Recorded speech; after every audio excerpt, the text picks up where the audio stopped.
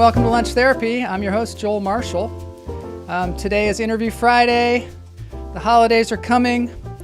Next week, Lunch Therapy is taking the week off. Never happens, but it's about time. It's the holidays. Everybody's enjoying their Christmases and various activities. So we'll be back Tuesday, New Year's Eve, to make our New Year's Eve resolutions. Jay Patterson will be on the show. We'll probably have a contest. Yes, so this is Lunch Therapy, Interview Friday. Today we're interviewing the incredible Brenda Pontiff. She's a comedian. More on her later. Let's get into the show.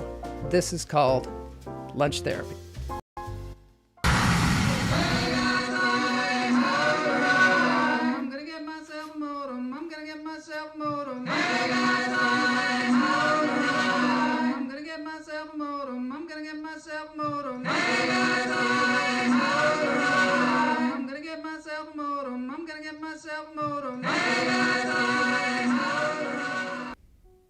All right, welcome to Lunch Therapy. Happy holidays to everybody out there. Today's guest, Brenda Pontiff, was in the Laff Therapy show, which happened right when the pandemic happened. So there it is. I found the flyer. It took me a while. There's her name there. She might have been the last person who performed for Laff Therapy before we went into lockdown. And then the restaurant closed and we never did it again. But it was sort of a catalyst for this show.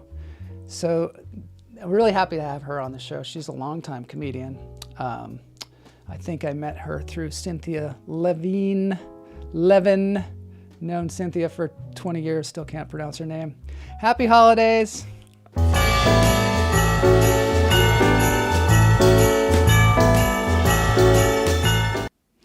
So I want to shout out to all the Patreons for the show. Can't do it without you. Really glad. Last week, or this week on Tuesday, we gave out a prize for the contest on Tuesday. Can't do that kind of stuff without Patreons. These are the Patreons listed above. Anybody that wants to be a Patreon, please go to patreon.com/Joel Marshall. This is the only way to fund these kinds of shows, independent shows like this. So thank you to all the Patreons, and please join in. All right, now it's time for our deep breaths.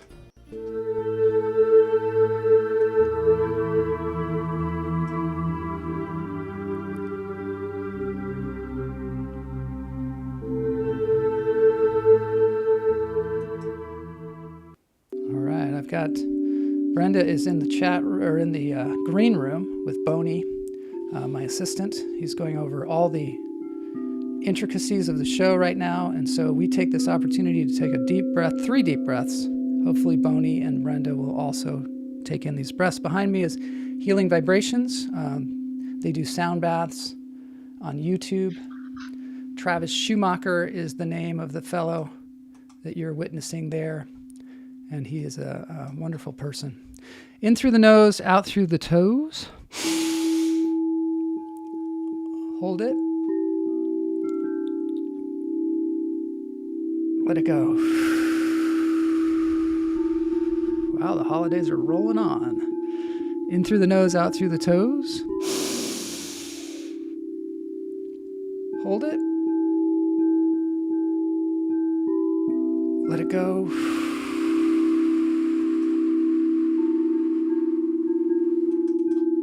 In through the nose, out through the toes. Hold it. And let it go.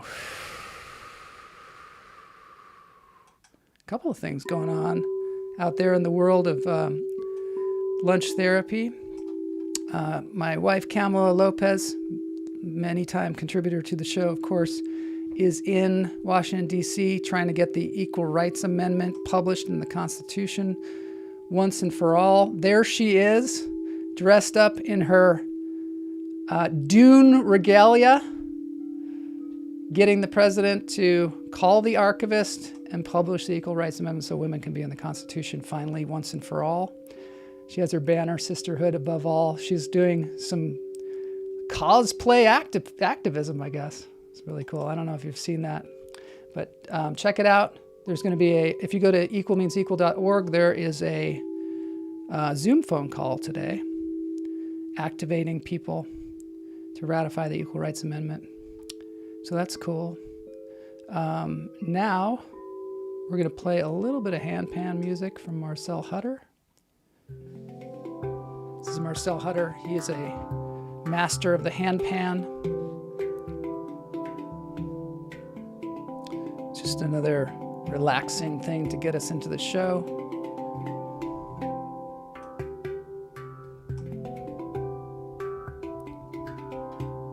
I wanted to mention, I saw Vernis Clear yesterday. She was the first female clown in Ringling Brothers Circus, but she's also a coach of actors, some of them very well known, like Juliette Binoche. And she is the one who coined the phrase in through the nose, out through the toes. And she was saying because she wants people to think about the oxygen from the breath going into their body, because it doesn't just go in your nose and out your mouth. It goes all the way through your body, all the way down to your toes, hopefully. One of the things that we advocate around here is breathing. I think people should breathe like at least once a day. At least once a day. Don't overdo it, though.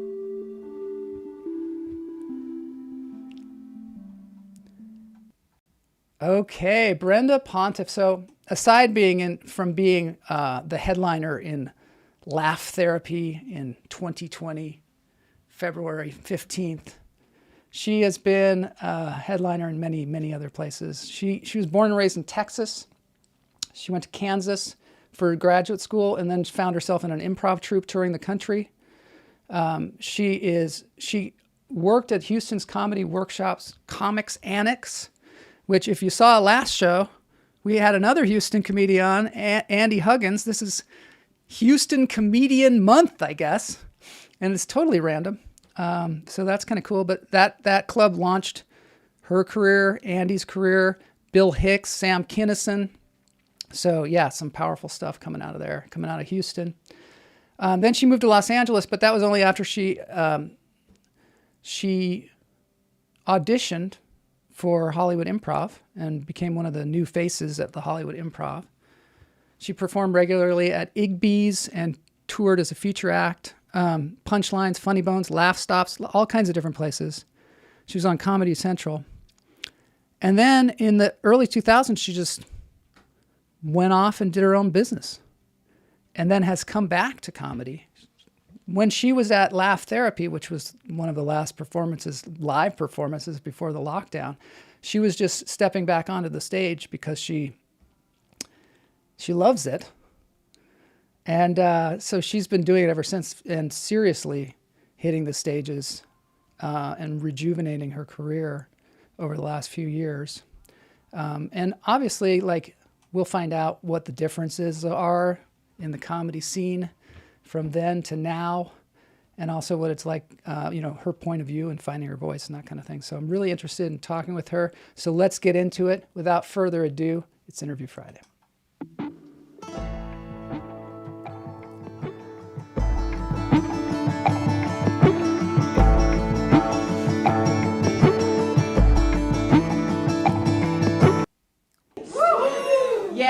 Yes, I love Christmas. I just took my 6-year-old nephew shopping with me, explained to him we're going to be buying some toys to give to a charity organization that provides Christmas presents for children less fortunate. And he freaked out. He goes, but Aunt Brenda, why don't the poor kids just wait until Christmas Day when Santa Claus will bring them all their Christmas toys for free? I had to break down and tell him the truth, that Santa Claus is a Republican. He does not give to the poor.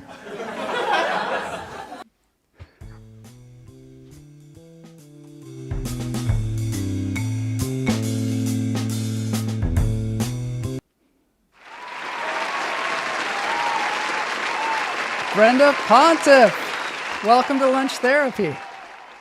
Thank you. Thank you for having me. That's so good. I showed that clip and I think it's interesting, just an interesting way to start is about political humor.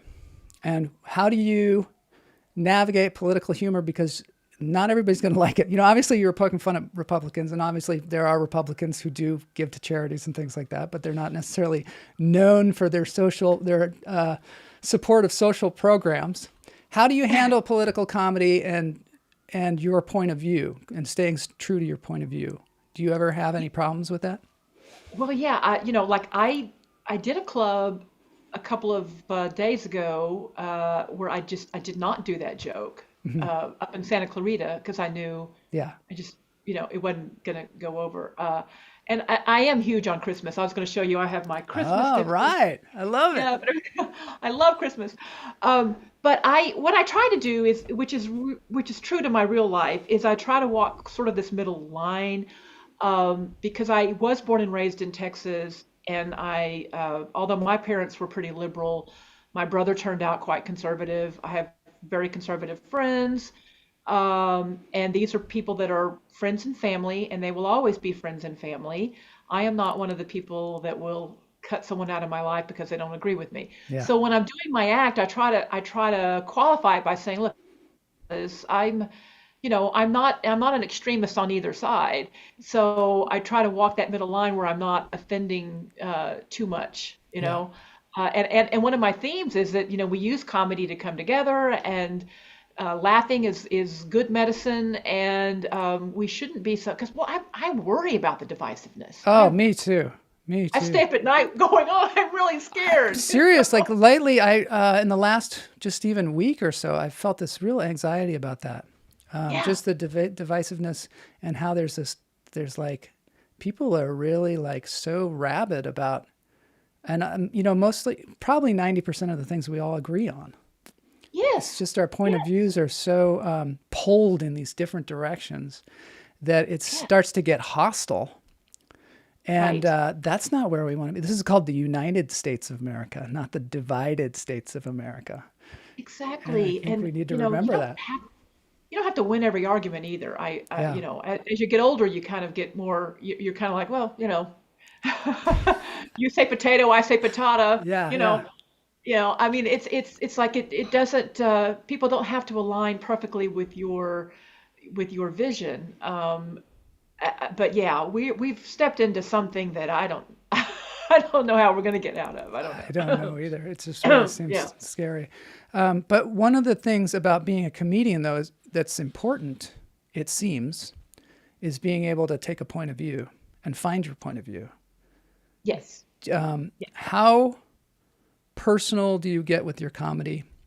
Is that something that you value, or do you go another way? Yeah. Yes. No, I get personal, and I want to share my opinions, but in a funny way. I'm not a politician, and I'm not up there to change anybody's mind.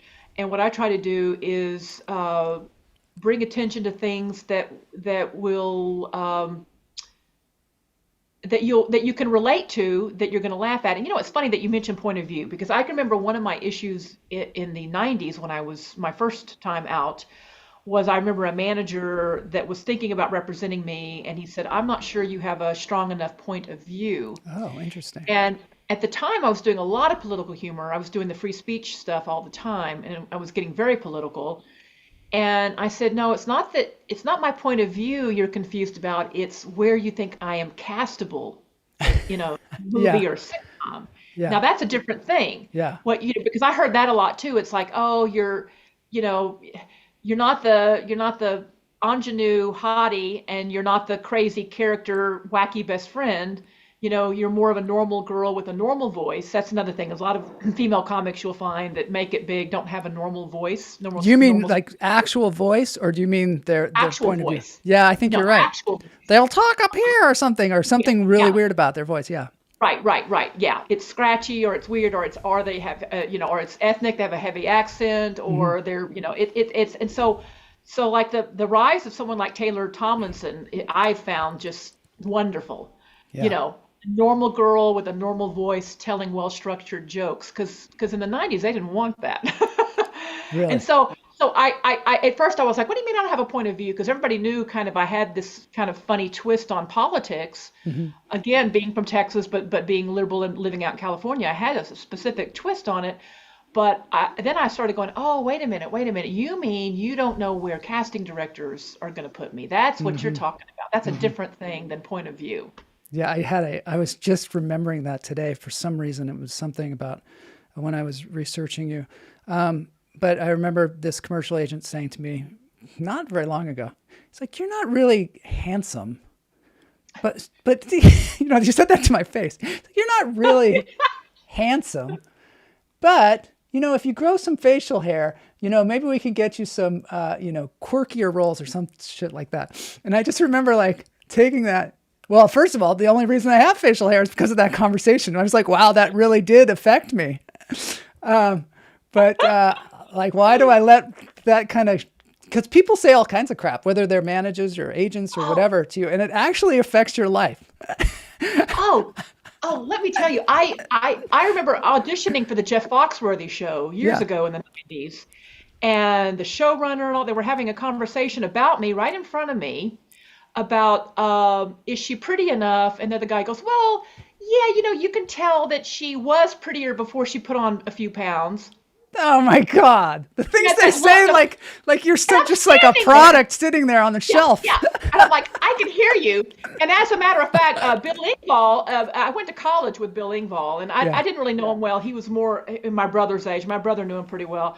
And my brother and I ran into him at an Igby's function, and I told him, I said, I auditioned for you, because he knows Jeff. I said, I auditioned. I said, you wouldn't believe. And he goes, that's why I don't want my kids to get it. He goes, that's just outrageous that you're standing there and they're talking about your appearance in a way that's just like, I'm brutal, a girl too. I get hurt, my Yeah. feelings get hurt. And we're like actors, so our feelings are out there. Like they're like accessible.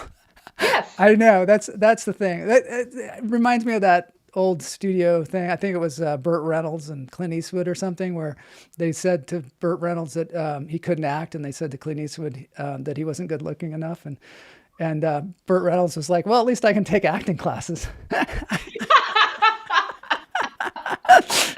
Oh my God, it's brutal. That sometimes I think being in the industry is just trying to navigate those things. Like that's one of the most difficult things, is trying to navigate that and then keep doing what you're doing. Yes. And to be strong about it, and another thing that got me, even this was a problem in the 90s too, even in Houston. And I was a very skinny child, but I'm tall. I'm 5'10". I think I'm 5'9.5" now. I'm shrinking. But I started putting on the pounds when I was in my 30s. But even as a skinny person, I was just larger, being a 5'10", And I remember getting cast in a series of commercials in Houston, and they wound up firing me because they said, we can't find a man to play your husband who looks big enough. Oh man! Wow, that's too bad for you. That's too bad that you can't find a man like that. Right. Well, I have that problem in real life. Yeah, exactly. But I wound up doing a bunch of Chevrolet commercials where it was the big vehicles, the big, trucks. And I go, well, thank God. Yeah. Thank God my co-star. Your co-star's a giant truck. I also got, your voice just doesn't match your face. That's what they said. Well, it's coming out of my face, so I think it does. I don't know who you are to say that, but whatever. Yeah, it's weird. They want what they want. I get it. They want what they want. Yeah, it's so true. I had Jeff Shaw on the show. I don't know if you've seen Jeff Shaw, but he he has a high voice, and he just takes it to the limit. He talks about it in his comedy. It's like, that's one of the good things about comedy, is you can take what someone might see as your shortcomings and make it gold. Yes. Yeah. Yeah. And people can really relate to it. Right. Exactly. I think so. For me, my first comedian, I guess that was was a teacher of mine that taught me comedy, was Cynthia, and Cynthia Levin. Yes. Levine. I'll always. I think it's Levin. I think it is too. But anyway, she is all about being personal. She never said a thing about structure. Like I've trained with her for years. She never said anything about structure. She never said anything about punchlines. She just would talk to, try and get you to be more and more real.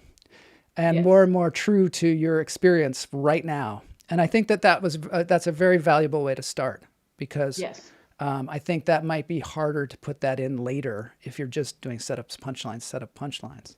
Right. Who were some of your mentors when you started out?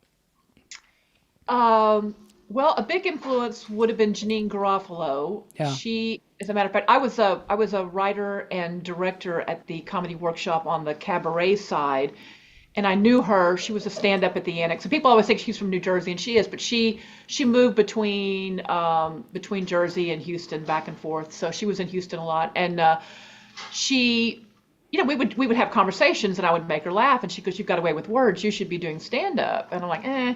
So she kind of talked me into it, even though in my heart, I'd always wanted to do it. I was scared because I was around stand-ups all the time. Even when I was touring as an improv, we would work at stand-up comedy clubs, and I would meet the stand-ups, and I'm like, I kind of want to do that. But so she talked me into it, and she was, of course, alternative, much like Cynthia, very much, personal stories and all that. And so I was influenced by that, in that I wanted to have more of a conversational style, but I write punchlines. Yeah. And I'm not ashamed of it. There was a time when that alternative crowd kind of made me feel ashamed of the fact that I was writing punchlines, because I hung out with a lot of those people and I'm like, I'm sorry, it's who I am. I like a punchline. Well, you have to do both. You have to do both. I mean, that's the I thing think that so. I've learned, at least, is that to be a great comedian, you have to have a point of view, and you have to know structure.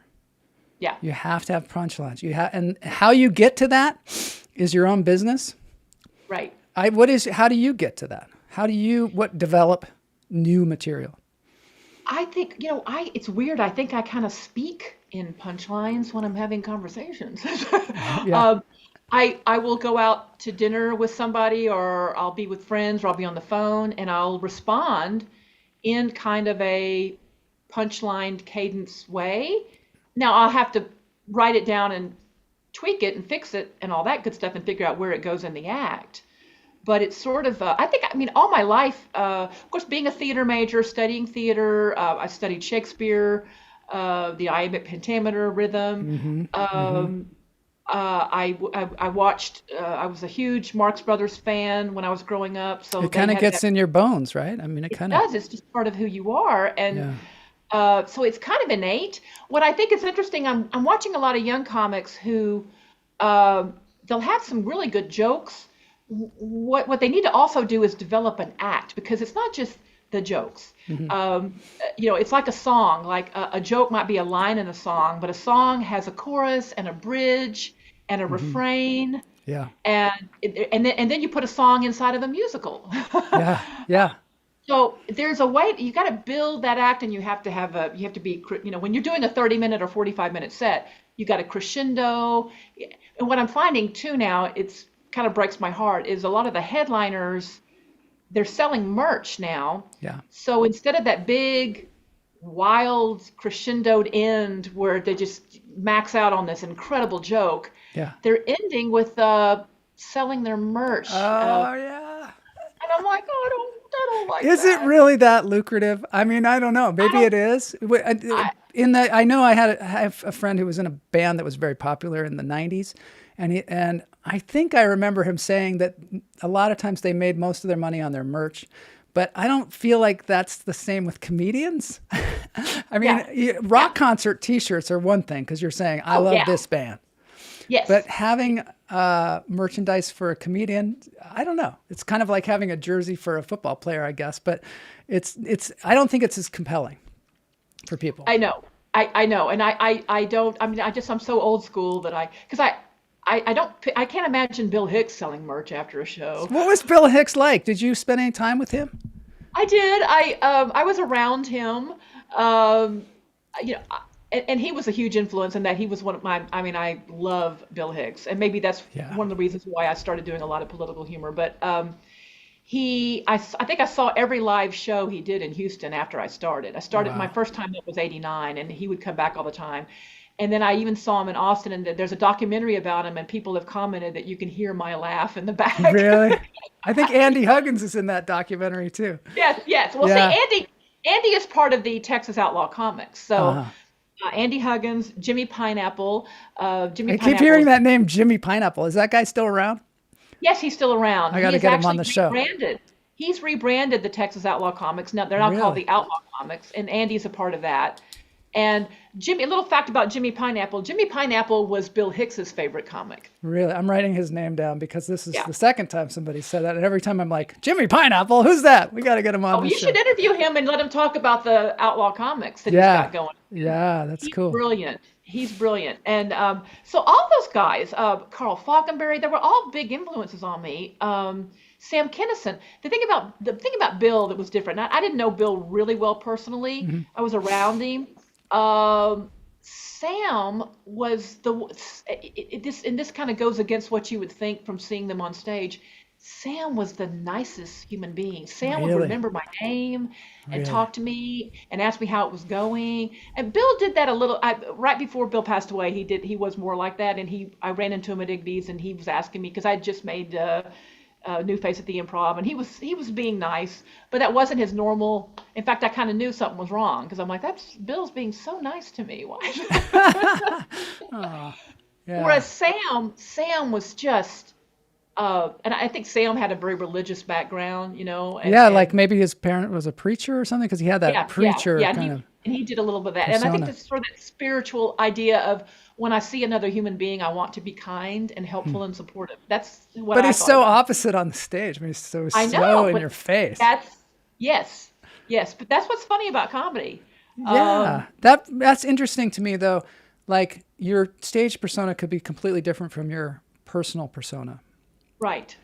But it seems like it'd be hard to maintain that. Although it might be really freeing because you can go up and just be like, you know. I suppose. I mean, I feel like my stage persona is close to my own real persona. Yeah. It's a little heightened, obviously, more energy than what I would normally give you in a conversation. You know, I'm not going woohoo in the middle of a conversation. Yeah. But for me, you know, it's an outlet. I want to be able to. I think I'm one of those people that I'm an introvert, and growing up, I don't think I got to say much. I was always kind of, you know, probably what drew me to theater. And I think I just love having the mic, and I'm like, you know what? I get to talk. Yeah. I get to express my opinion now, and you can heckle me and interrupt me, but that usually doesn't go well for the heckler. And, you know, so Yeah. I think, you know, someone like Sam, it was really him. He did feel real rage with his heart being It broken. was certainly grounded.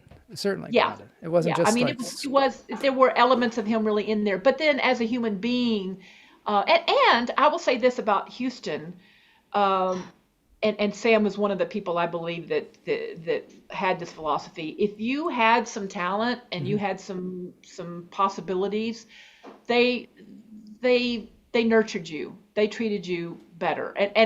And that's the thing about LA. I think everybody gets nurtured in a way without there being the discernment of it's a more like everybody gets a participation trophy, whereas in Houston, if you didn't have the goods, you didn't get to stick around long. They just basically said, go home. have you ever heard that, like in Los Angeles, you can die of encouragement? Yes, that's Dorothy Parker. That's a Dorothy Parker statement. It's so funny. I mean, it's true. terrible. It's terrible, really. But yes. But although you don't really get to do any comedy of any length if you don't have material. Right. If you don't have strong material. And that's one of the great things about comedy, I think, is that it is merit-based.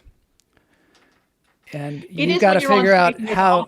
Yeah, you got to figure out how to make that comedy, those people laugh, and you also have to put butts in the seat. That's the other thing about Los Angeles, and it's kind of difficult to do because there's so many comedy shows. Yeah. How do you navigate that? Being somebody who's a professional comedian who's got all this experience, and then we have these shows where you do 6 minutes, and there's like 12 comedians. Do you do those anymore, or do you go out of town, or what do you do? I do. You know, I mean, the Chateau and Flappers still run on that system where I don't have to bring people. I'm in a category where I can just show up and do my set. Yeah. But I still don't do long sets inside of LA very much unless it's a special show. what's nice is they recognize that they need strong comics sprinkled up throughout a long showcase like that to keep the audience engaged and Definitely. Yeah. and it's nice when the club owners say, "Wow, thank you. That was great. It was starting to die, and you got up there and brought it back, and that feels good." But but it's not just those clubs, the regular clubs. It's the thousands of bar shows that I see people that sort of just. I'm wondering, are they trying to get into the better clubs? Are they trying to get into comedy clubs across the country? Or are they just satisfied with driving all over Southern California doing all those bar shows? I think some of them just like it. It's part of their social life or something. Yeah, some people just love it. I mean, there's such a strong community in Los Angeles of comics now, of all different levels. Yes. But I do feel like you could get lost in it. Yes. And just kind of stay in the same place. Right. And there's enough audience that you could be doing the same jokes over and over again and just never really grow. I'm feeling like the only way to grow is to produce your own shows and try and do longer form stuff like I did a couple weeks ago, or go out of town and really put your ass on the line in some God knows where, but someplace where you can, do like a longer set. And, you take your chances, because that's the other thing. As soon as you go out of Los Angeles, you've got such a different crowd. Yes, you do. And you need to know that. And you need to think about that before you go. Yes. Do you do any touring like that at this point? Yes, I just got back from Lake Tahoe. They reopened, the Improv had a club up at Harvey's. It's one of the Caesars resorts up at Lake Tahoe. And that closed during the pandemic, and they've reopened it, but they didn't brand it as an improv. It's called Lakeside Laughs now. And I did the inaugural show. It was fun. And I did that with Pete George, who was headlining, and I was featuring. So I did 30 minutes. And I've been doing like a lot of the casinos, Arizona, New Mexico. I go back to Houston some when I can. But those 30-minute sets are just so vital to me because I'll write something new and I'll be able to sandwich it in a 30-minute set. I can do a whole new bit in a 30-minute set and get away with it. Whereas when I'm doing little showcase clubs here, where they expect, it's Friday, Saturday night, and they expect me to have just a strong, solid 6 or 7 or whatever it is I'm doing. And I don't really want to play around with it too much. Yeah, I know. I want to just do my standard. So those road gigs, it's a lot of driving for a little bit of comedy time, but boy, it's valuable. What would your advice be to like young people that are just starting, or not young people that are just starting out in comedy, to develop their comedy? Do you think people should wait before they like move to Los Angeles? Yeah. Are you an advocate of that? People who started here, I'm like, wow, that's really rough. Because I started this, in Houston, I'm going to say that, you'll hear me say this all the time. Houston is just one of the best places to start. Even now. Yes, it's still a great developer. They have a place called The Riot, which is part of Rudgers. Andy mentioned that when he was talking to you last week. And they have a place called The Secret Box, and they have an improv there, and now they have a new Punchline. We had a Punchline back when I was working there. I think it was different owners, but it's now part of the Punchline that you see in San Francisco. So in a place like that, what we had at the workshop was basically, it's like the College of Comedy. It was open 6 nights a week. You had nothing to do with bringing people in. I mean, it was great if you could bring friends, but nobody ever expected you to bring anybody in. That was not our job. It was the club's job, and they had a PR person, and they would write news articles, and it was their job to get publicity around that. It was our job to be the best comics we could be. And, you go up 6 nights a week, and you're going up with people in the audience like an Andy Huggins, like a Ron Schock, great comic who's no longer with us, Ron Robertson, Carl Falkenberry, Jim Patterson, Riley Jimmy Barber. Pineapple? I just Jimmy had to say Pineapple. Jimmy Pineapple was there. You go up every night with those guys watching you. Yeah. And Janine Garofalo. You go up with them watching you. You get off stage, and you're going to get all kinds of real feedback. That's something else in LA I don't see. Like good feedback? Good feedback. Yeah. And I don't see that very much out here, there's people aren't really, there's not, I don't know, Helping each nobody other ever out. wants to, yeah, that it's just not constructive, or it's Or you not, get this advice that is just wrong. You know, yeah, like, have you ever been yeah, to like something like where somebody's like, and I always go back to this, you should you shouldn't keep the microphone in the stand, and it's like, because professional comedians, they pick the microphone. Well, it doesn't matter. Like, maybe some you do, have a some lot of don't. act outs that you do or something like that. You know what I Yeah, mean? But yeah, they like have these rules, or they have this rule. This is the other thing that's kind of, there's like a structure for how stand-up comedy is done, and that makes sense. I mean, like in Born Standing Up, Steve Martin talks about it has to be dark. People have to be drinking. You have to be on an elevated stage. You have to have a spotlight. Like, he had very specific rules for it to go well, right, and I can totally understand that. But sometimes people have this path in their mind about where their comedy life should go, and when it doesn't go exactly that way, they get bitter and pissed off, and right, they don't look at themselves and go, well, maybe I could write better jokes.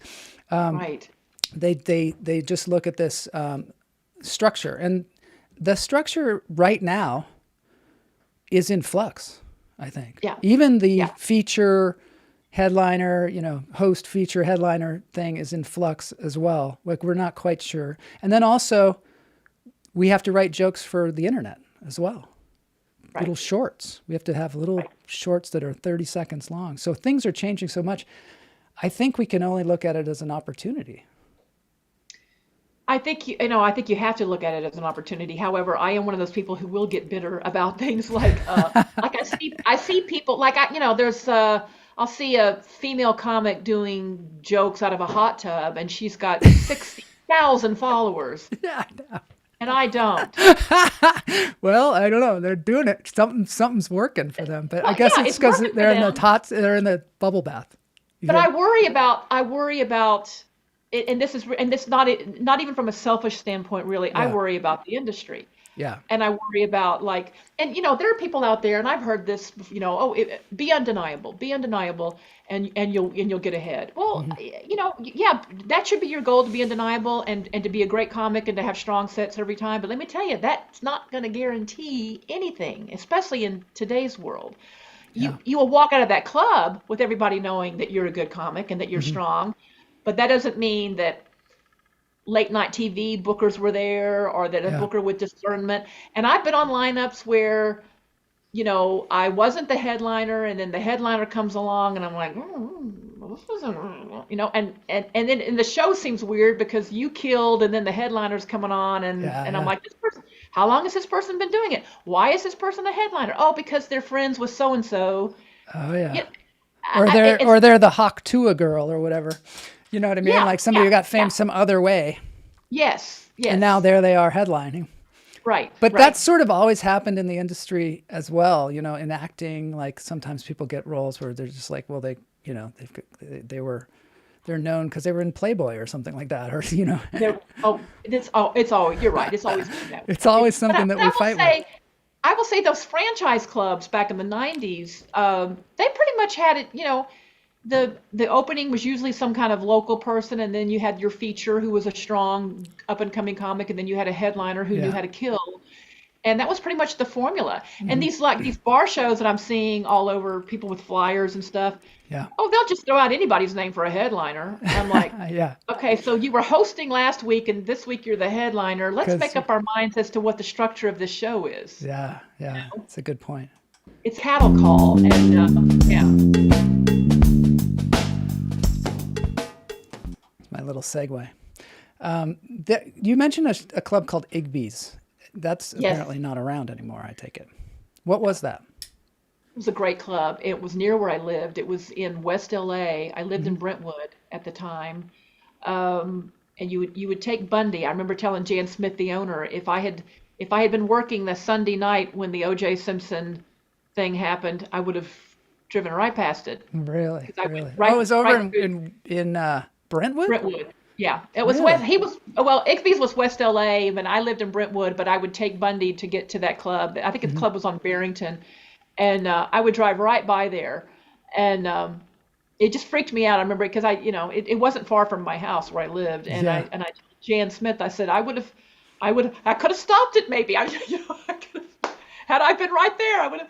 You would have stopped it. Yeah, so you can book me on Sunday nights. No. Well, someday they'll catch that killer. I don't know. I mean, I'm Yeah, waiting. someday they'll catch him. Yeah.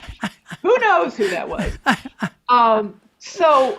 So it was a great club, and they had a TV show filmed out of there that I would watch in the late 80s, early 90s, and I remember thinking, oh, that's pretty cool. And then I made regular there too, I think, before I moved out here. I think I auditioned for him before I actually physically moved out here.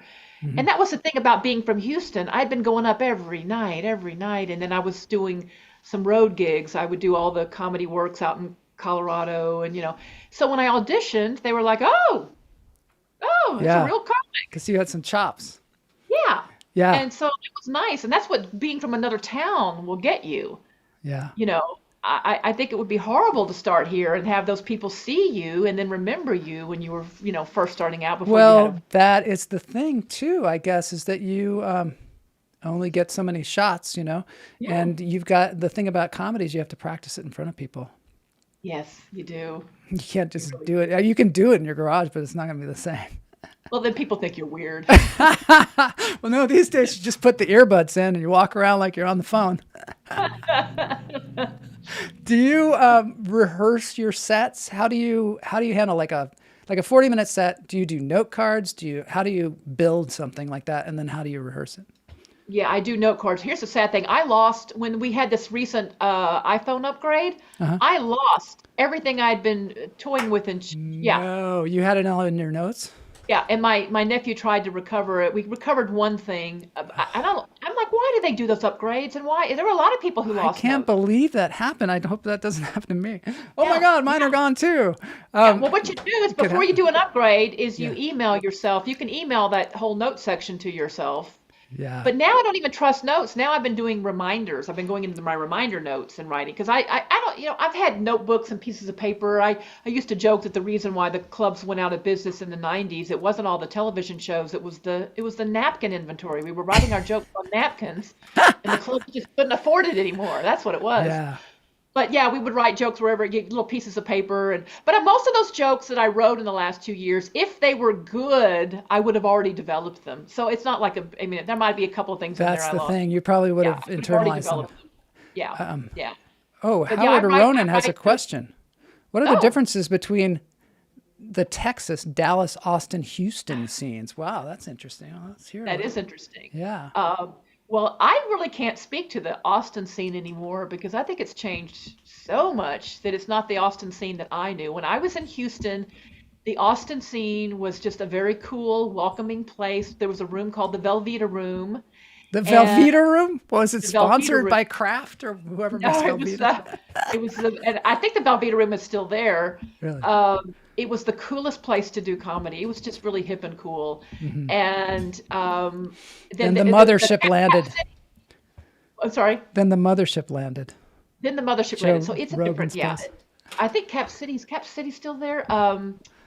Or is Cap City? Anyway, the Laff Stop had an Austin club that turned into. So if you were working the Laff Stop in Houston, you could work the Laff Stop. Dallas is sort of Dallas. I always have to explain to people, Dallas is so far north of Houston. It's to me, and I went to college with people from Dallas, but it was always like a whole different world to me. I mean, it snows up there. It's a whole different, It snows in Dallas? It snows in Dallas. It's cold. It's north. It's very up north, It's practically in Oklahoma. North Texas. Yeah. Yes. And it's a good, you hardly ever drive it. You usually it's like LA and San Francisco. It was a very different, but there were guys I know. I mean, Bill Engvall, I think, worked a lot in Dallas, even though I went to college with him near Austin. Ron White came out of Dallas. I think Ron White I remember seeing him early on before he was doing the cigar and the, I think it was very influenced by Jimmy Pineapple, who has sort of that. Jimmy thing. Pineapple. I love that guy. I'm gonna have He to. sounds tell like you he's to like watch on this The interview. Sopranos. He sounds like he's on The Sopranos. I love Jimmy Pineapple. He's my a favorite comedian. he's a consummate comic, and Yeah. and I think the Houston scene was the stronger of the scenes of all in that day in the 90s because of Bill Hicks, Sam Kinison, Brett Butler came out of there, Yeah. and Brett moved to New York, And then I didn't know Brett. She was gone before my time. T-Shawn Shannon, who was a writer on Saturday Night Live for many years, he came out of there. His brother Charlie Shannon, and Charlie, best crowd worker ever. I mean, just Really? blows people away. He's no longer with. Do you do crowd work? When I'm forced to, I will. When somebody starts a conversation or and I'm trying to control the situation, I will. I want to be careful because I don't like to hurt anybody's feelings, and I don't want to make anybody feel. I don't want anybody to feel bad leaving a club that night going, "Oh, I'm embarrassed." Yeah. But they should learn a lesson where you really shouldn't. But I try to do it in a nice way because I don't want them to go home going, "Oh." Most of the time, they just are people that want attention, and so if you shame them in public, it's sort of really painful for them, I'm sure.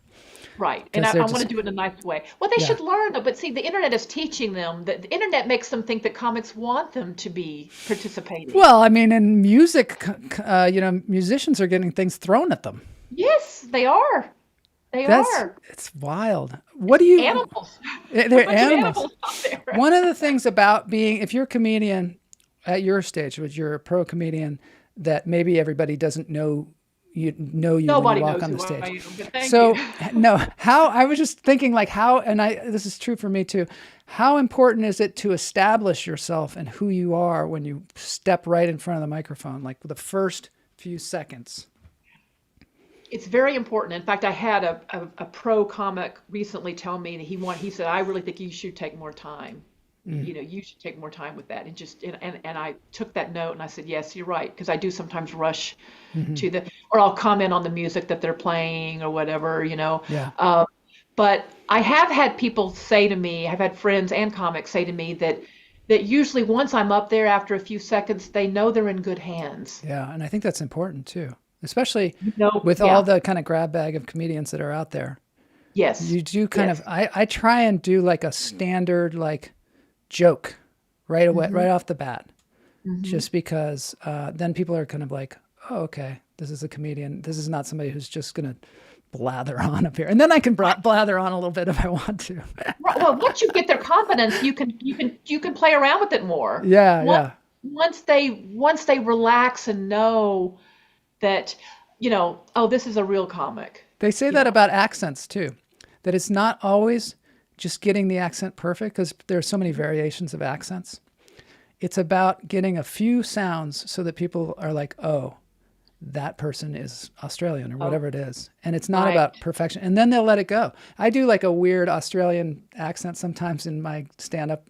I don't do it as much as I used to do. I pretend that I'm Australian when I go up there. And I've had Australian people afterwards say, "Oh, I thought you were really Australian." And it's the people that aren't Australian. They're like, "Yeah, you're Australian. It sucks." That's one of the hardest. New Zealand and Australia, those are the hardest accents to do. And another accent that's hard to do that I grew up with listening to all my aunts and everybody is the Cajun, the New Orleans Bayou Cajun accent. Oh, yeah, that one. Because Really that's got hard. some French in it. You have to really know what you're doing with that. Yeah. Yeah, But it's I a imagine also if you could get just the right sounds, the really authentic sounds, and just get a couple of them in there. I do that sometimes for auditions because sometimes you'll get an audition and you'll have to have an accent. Yeah. And if you can just learn a few sounds, you can sell it. Not that I can do that Cajun accent. Do you ever do accents in your act outs or anything in your bits? I will do. Sometimes I'll go into a child's voice or a baby voice. So I just in that Christmas thing, that Christmas joke, which is a very old joke that I brought back. I did that joke when before my nephews were born. I took a friend's child who called me aunt shopping, and it's a true story. It's what happened. I said, he goes, why are we buying toys? For me, and I said, no, not for you. They're for kids less fortunate. And he says, well, what are you talking about? That is so confusing as a kid. Like if Santa Claus That's crazy. That's crazy. Santa Claus is coming in a couple of days, Aunt Brenda. And that's the difference.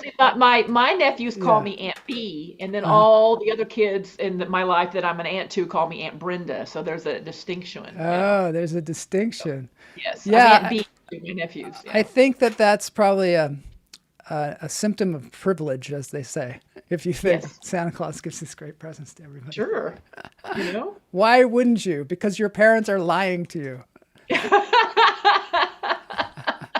It's a great lie. My father, this is funny. My father, who was Catholic, born Catholic, he was Cajun, and he would, every Christmas morning, he would do this. I'm a little kid, and he would say, it's either a great, great truth or the biggest damn lie ever told. Now open your present. That's good. Every Christmas. So you can, you know.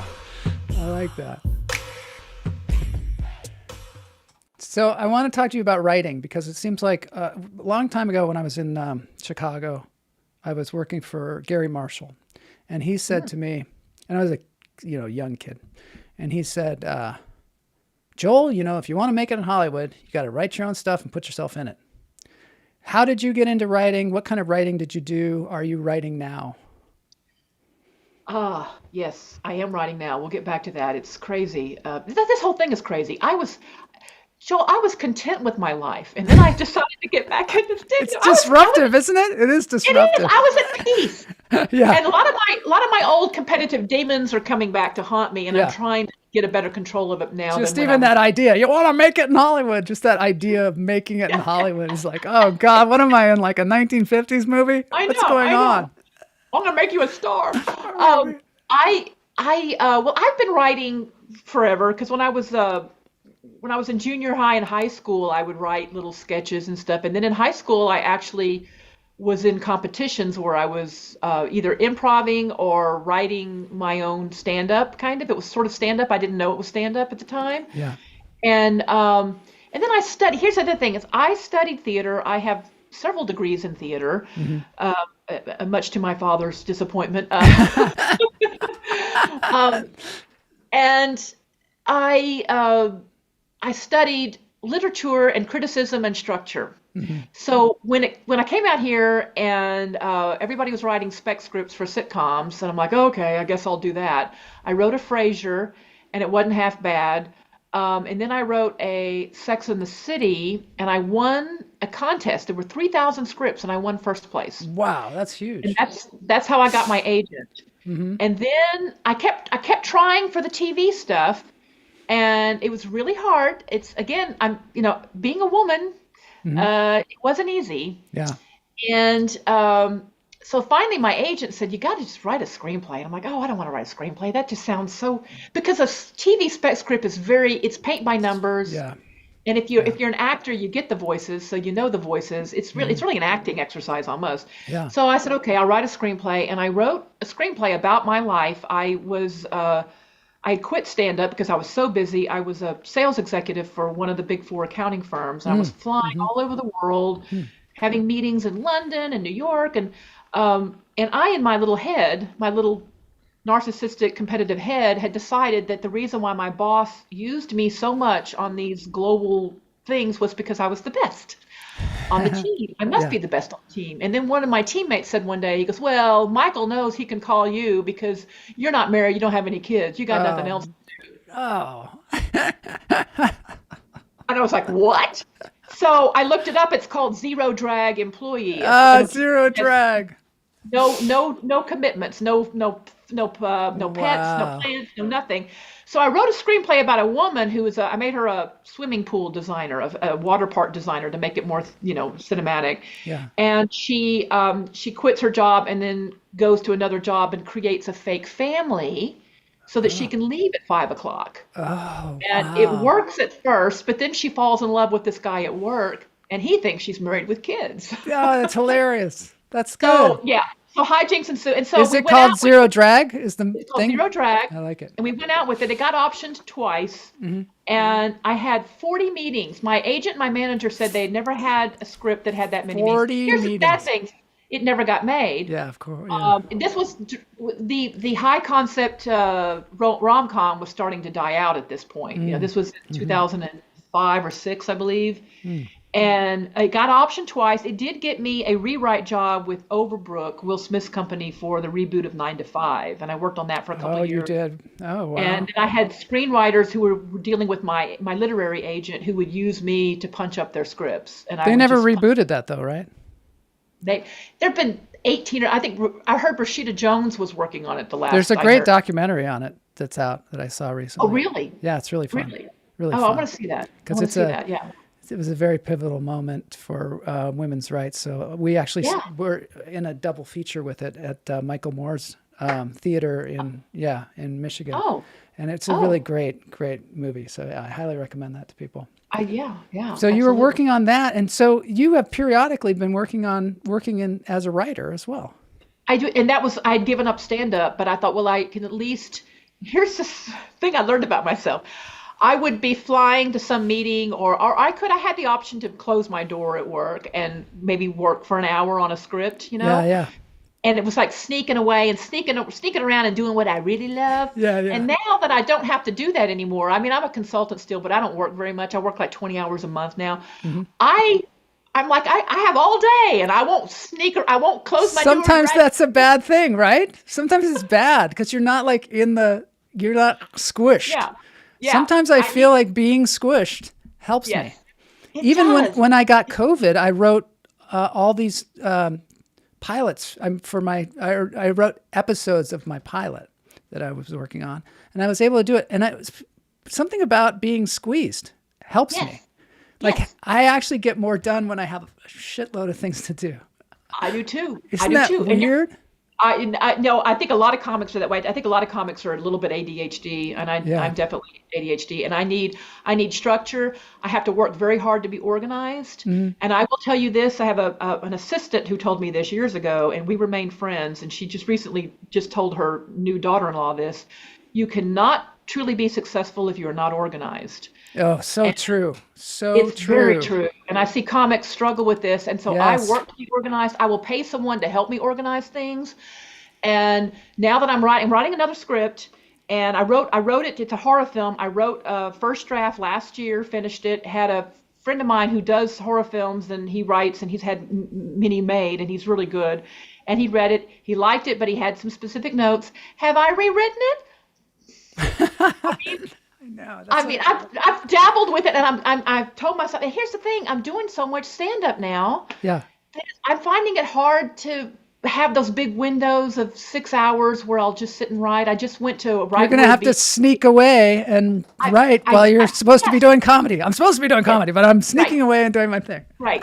Well, I went to a B&B in Wrightwood. Did you? Owned by the previous manager of the Improv. Oh. And I for 4 days, and I got some stuff done, but I could have gotten more done because there was another comic there, and we were going to lunch, and Yeah. I'm like, oh, let's go to lunch. Yeah, I could be writing. No, I want to go out and hang out with you. Sometimes you think like, if I only had like a week to just write, but that actually might not help you. I have a week. I could do it. Believe me, I could shut everything down here. Yeah. And just write. But will I know? Yeah. It's so interesting. I think that's fascinating. That's why I like to set deadlines. That's why I like to do a live show too, because it happens. And as it approaches, you get so much done because you have to. Otherwise, you're going to look like a fool,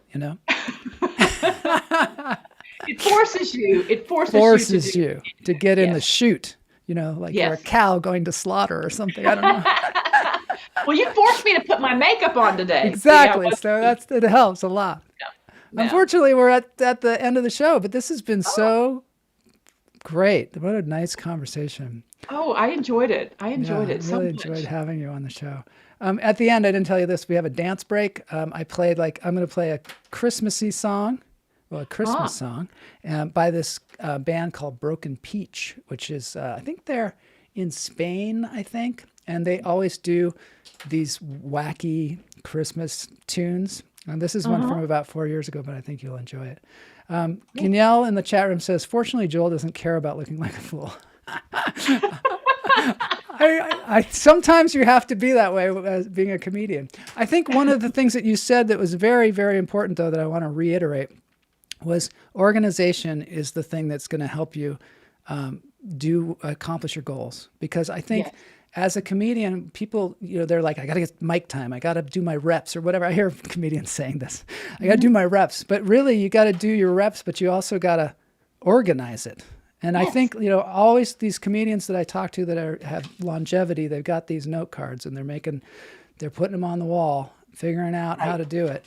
because that's the only way you're going to be able to organize your thoughts, especially if you're ADHD or whatever, which is a lot of times I think comedians are like that because your mind is going like all over the place. And that actually suits comedians, but then you got to take it all and distill it down and categorize it and be able to, be disciplined. You have to be disciplined about it. Yeah. Yeah. You have to be disciplined. So that's really cool.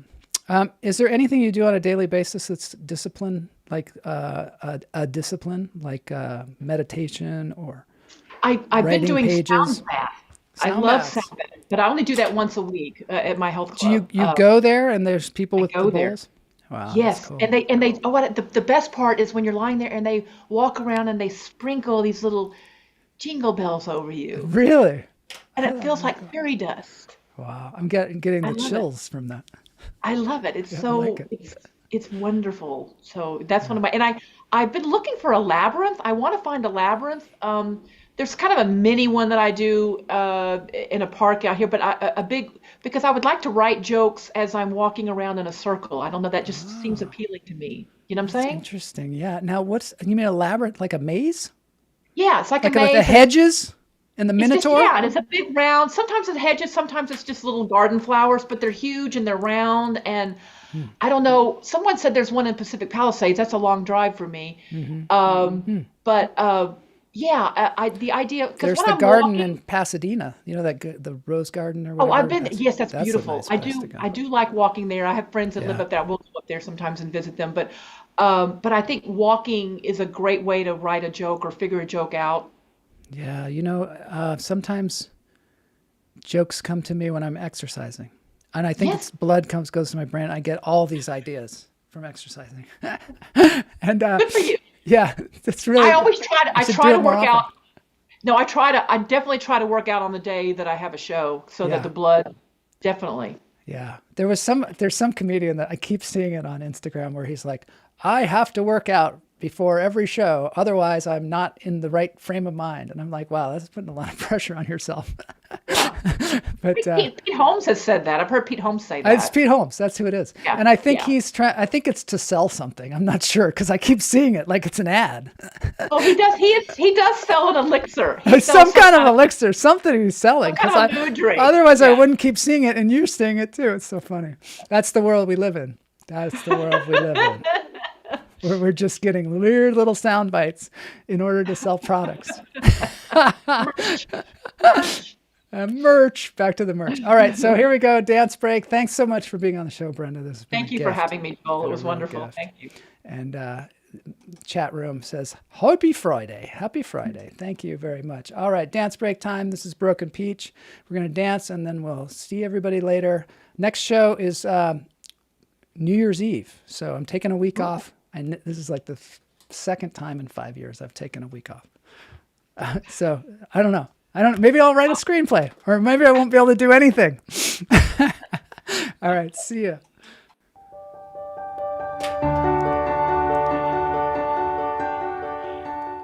All right. Dance break time. These people are amazing. I love it.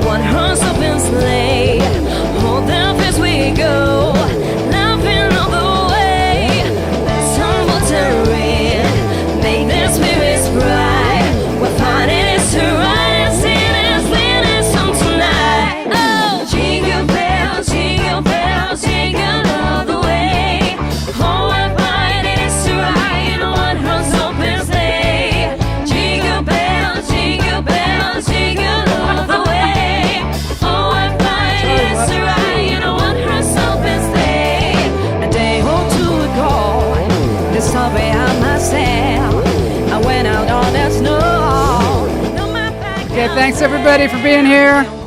This is Broken Peach if you want to check them out. They've got their own YouTube channel. Brenda Pontiff. If you go to brendapontiff.com or follow her on Instagram. Thanks everybody for being here. Merry Christmas. We'll see you in the new year.